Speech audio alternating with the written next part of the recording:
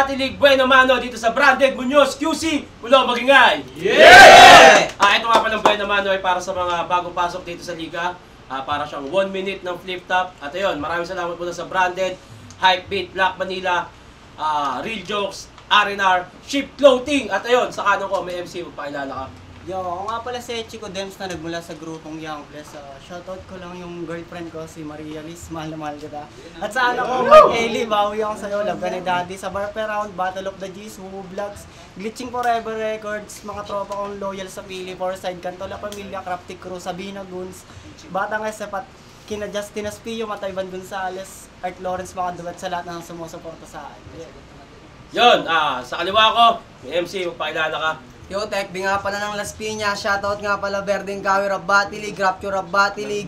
Sa kuya ko, Christian Pulan, Lex Kickert, Andrew Mariano, Papul Buyo, OG Bimbo, Abraham. Yun, 1 minute per round, nanalo ng coin toss si Echiko. Pinili niya mauna si Tekbi, pakinggan natin.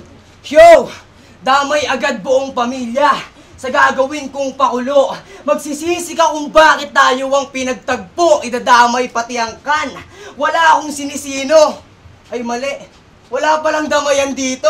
Pasensya, bilis ng panahon. Di ko na malayang nasa pulo na pala ako. Kaya pulo game! Yeah! Pero pwede na ang damayan. Basta gamitan ng talino. Pues maganda ka ng riba at madadamay liga nyo dito. Nagmula ka sa liga ng BPR. Liga ng mga MC'ng nakakarindi. May bar pa ang puta pero yung mga bumbilya ang bibilis mapundi. Di ba niyabang mo doon, diamante ka? Pues dapat mong panindigan. Tanginang diamante nyo, pawis yung kumikinang. Bubog lang tingin nila sa'yo. Napakalat-kalat, Brad. Pues di na ako magpapaulan ng punchline. Matagal ka ng basag, bubog ka, tol. Eh di kay baliwala lang. Laking kalye na karap mo, matagal na kitang natapakan. Di ako mahaba mag-set up. Ito'y direkta sa iyong ulo, kaya para pumatay, sapat na ang 1 minuto. Time, munang banat, pakinggan natin. Yo! Quezon Province to Quezon City, talaga malayo pinanggalingan. Ilang kilometro aking dinayo para sa inyo ay makipagtagisan. Ako'y sumaka pa, galing linang aking probinsya, panandalian ko nilisan. Para lamang ipakita na may ginto na minimina sa aming lugar na wala dito sa kamay nilaan. Kaya kung maghahangin ka, ito solidong hangin mula sa aking baga na inipong ko para makalanghap ka naman ng sariwa. Kasi yung hangin nyo dito sa Manila, napakadumi at talaga namang napakaraming bakterya. O baka sabihan mo ako ng bay na bay. Ang utak dito pang-akata. Napakapayapa sa probinsya namin, boy. Tingin namin dito sa lugar nyo ay isang malaking basura. Unang basura, si Tekbi. Bitek, tunog ballpen na mamahalin. Kaya pagtapos kong ibadibag, ibalibag, talagang susuko at susuka to sa akin. Tangin na kasing pangalan yung pang cyborg. Ganap ko'y hacker na mambubulabog. Isang click, itong tech, bigla na lang sasabog. Kasi yung meaning ng tech niyan ay technology daw. Pero yung technique niyan, puro dekwat lang. Baka pag ginimay ko lahat ng mga bara mo, ikimapatek ka lang. Oo, teknolohiya sa makabago na panahon. Walang silbi yan sa mga kalsadang laro na ginagawa namin sa magapon. Sumasalamin sa iyong pangalan na isa ka na rin sa teknolohiya ay nagpalamon. Bata pa lang kabilang na siya kung ba't naging #1 ng Pilipinas sa panonood ng YouPorn. Nakaka-proud ka na Pinoy. Saludo ako sa iyo.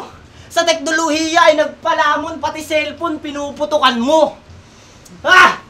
Kaya ko boy sumabay sa lirikal at kahit pa sa patawa. Wala pong mapaara yung tech, di naman technical kahit baka 6 na palo ka pa. Banat ko ay lumalatay, walang tira na matumal na mamag-asa ka pa ba? Dinaysek ko na tong ana yung pag-abante ay sinupal kahit ang galing sa berdeng kahoy ka pa. At last, pinuruan ka sa pangalan. Kasi masyado yung corny. Di ko kailangan pag-aralan yung tech. Di ko naman pinangarap na maging IT. Time, paano ba? Pakinggan natin, Tekbi. 16 bars lang, taga-probinsya ka talaga. Nanlalait pa ng lugar, parang gago to. Mabaho, madumi, ba't nandito to?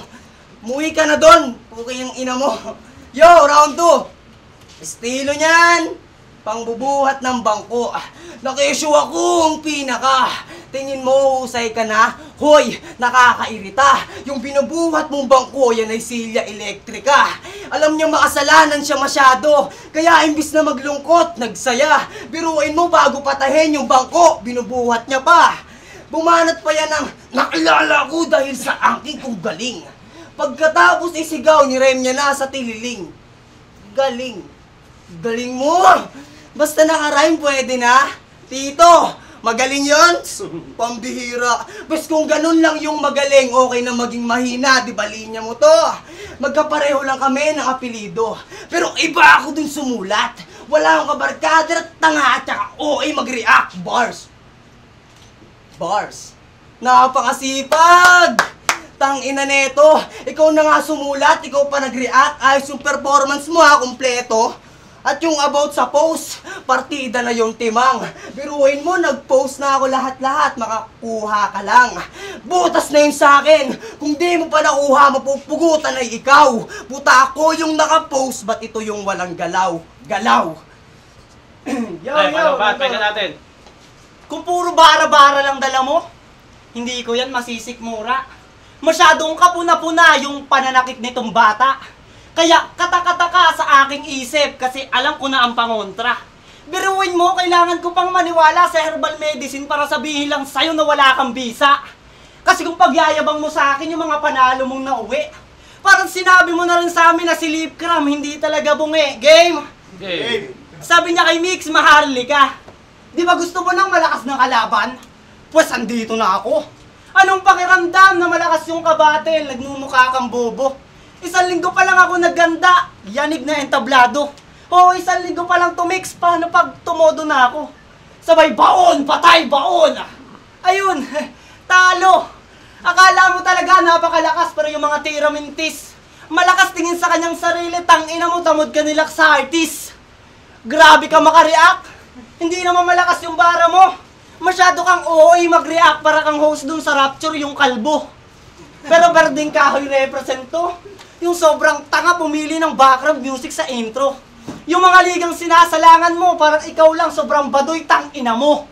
Kaya tong bata, papatulan, ganap ko yung si Rico kaya magbablanko to sa akin. Pwede ding si Rico, yan, magbablanko ka ng tuluyan pagtapos mo sa akin na bangungutin. Wala nang bukas na masisilayan itong si Rico J. Puno na ng lupa doon sa ilalim. Wari ko naman na banaag mo na kung ano yung sasapitin mo sa akin. Kasi iba ako sa mga nakalaban mo. Iba ako magsulat parang baybayin ang itinatala ko sa kwaderno. Habang ikaw kahambugan mo na anyo ang inilalahad mo na parang tambay na nagkikwento. Kaya kung puro pagbubuhat bangko yung ibibida mo sa akin, camping chair yung bubuhatin ko sa may pwesto sa harap nitong mahangin. Hahayaan lang kita nang malaman nila na ikaw ay bata na sinungaling. Di lahat ng bata nagsasabi ng totoo. Pakinggan na lang natin yung mga kawulaanan niya na sasabihin. Tayo, muli ba? Pahinga natin. Game! Paulit-ulit lang hiya. Round 2 na, kanina pa tayo nagsisimula. Tangina na itong bubo ng mga linya at ang tandang paurong. Tangina ba nag-rap ka sis? Nagsiselfone si Ninong. Ikaw pinapakinggan tanga kasi. Yo! Sabi sa akin ang agalit mo sa BPR, niyayabang mo daw na marami ka ng kinontot. Sa isip ko, buwisit. Ikaw na maraming nagalaw, pero wala kang movement. Tuwang-tuwa. Porkit nakatapak na sa hagdan, tumanda ka ng ganyan, karera mo magsisimula pa lang, tulog mo yan. Pinasok natin ay gubat, kusan marami ring gago. Kung di man ako makalabas, ako maghahari dito. Habang ikaw, magiging alipin, pero hindi sa pulo, bata ka pa. Oo, nakapasok ka ng tryout, sige nice, tryout ka na. Bawal dito upal. Anong sabi mo? Walang labis, walang kulang. Nananakot ka ba? Paano ako dadagain kung nasa harap kita? Dagalang tingin ko sa'yo. Mali ang pinasok mo. Kung nakaligtas ka kay Trap, pues patibong na to. Bata ka pa sa eksena. Uwi kang pagapang. Nagmumukbang na ako ng mga MC. Nagmumukmuka pa lang. Sige, sabihin nyo ding bata. Kung nakulangan pa kayo, marami pa akong pipitasin. Simula pa lang to. Tayo, muli ba? Pahinga natin. Minutes. Yo! Punahin naman natin yung advantage nyo kasi ako'y literal na taga-QP. Kayo na yung nasa kabiasnan, pero bakit may linya pa rin kayo na choppy? Agad kayong nasisinagan kahit yung talino nyo di sasapat kahit sa quiz bee. Nagkakalat lang to sa battle kahit ang galing na sa first class, highly urbanized na city. O sa Las Piñas, maraming magagaling sa Quezon Province. Kaso malayo nga daw kapag dumayo. Kaya mas pinipili na lang ng iba na lumaban sa kanalakihan namin na baryo. Huwag kasi kayong manatili dyan. Nasa Manila yung mga ganitong minero. Nasa atin yung tunay na kinang sila coated lang kapag tumagal nagsisimula ng magsilaho. Kasi yung flow neto, parang tubig ng Maynila, tang ina, walang dating. Habang yung flow ko, hatid ay sa una, kaya tulong hihingiin. Kapag pinaulan ng jack dito ay babahain. Ganito mag-reference ng flow, kahit buong Manila, kaya kong palubugin. Bagyong Karina, bars, bitch. O diba, Carl? Banayad lang yung flow, pero di ka makakalibel sa akin.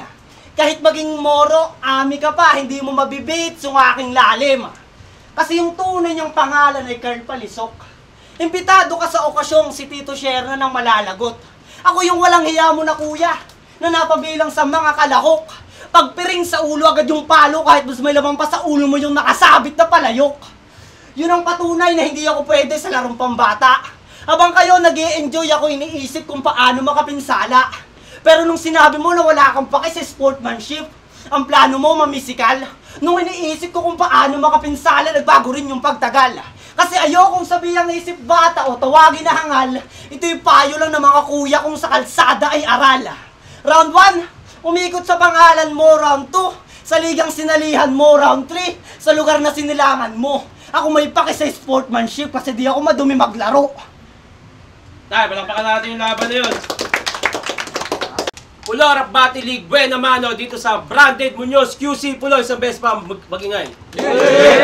Maraming salamat palagi, Branded, Hypebeat, Black Manila, Real Jokes, R&R, Ship Clothing, at ang boto ng Horado, 3-0 para kay TechB. Woo! Tol. Salamat sa mga judge. Salamat sa nila. Wala ka naman, pre. Mga kay Sector C lang. 3 rounds. Kay Tech Beyond, mas siksik yung 16 lines. Bawal nga ako 1 minute. Yung kalaban niya, hindi ganun direkta sa kalaban. Mas maraming haymaker. Yung Tech B. Ayun, round 1 bibigay ko kay actually bibigay ko kay Edgy ko, mas marami siyang punchlines. Pero rounds 2 and 3, round 2 nakuha ko ng ni Tech B yun kasi meron siyang mga rebuttals na medyo tumatama para sa akin.